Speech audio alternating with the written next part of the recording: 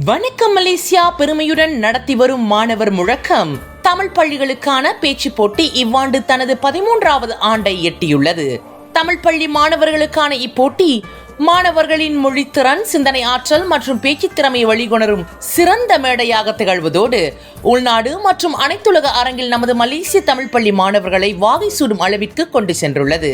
அந்த வகையில் கடந்த ஆண்டுகளைப் போலவே இவ்வாண்டு போட்டிக்கும் பள்ளிகள் மற்றும் மாணவர்களிடமிருந்து அமோக வரவேற்பு கிடைத்து நாட்டின் பல மாநிலங்களில் இருந்து 1000த்திற்கும் மேற்பட்ட மாணவர்கள் உற்சாகத்தோடு தங்கள் காணொளிகளை அடிப்படை தேர்வு சுற்றுக்கு அனுப்பி வைத்தனர். அவர்களில் நாவன்மையுடன் திகழ்ந்து தங்கள் திறமையை சிறப்பாக வெளிப்படுத்திய 50 மாணவர்கள் காலிறுதி சுற்றுக்கு தேர்வாகியுள்ளனர்.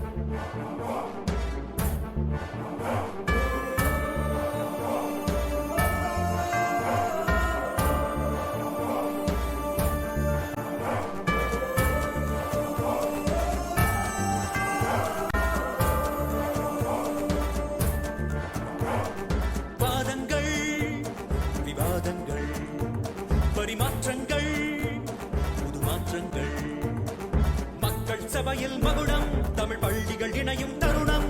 மக்கள் சபையில் மகுடம், தமிழ் பள்ளிகள் இணையும் தருணம். மாணவர் முழக்கம், இது மாணவர் முழக்கம்.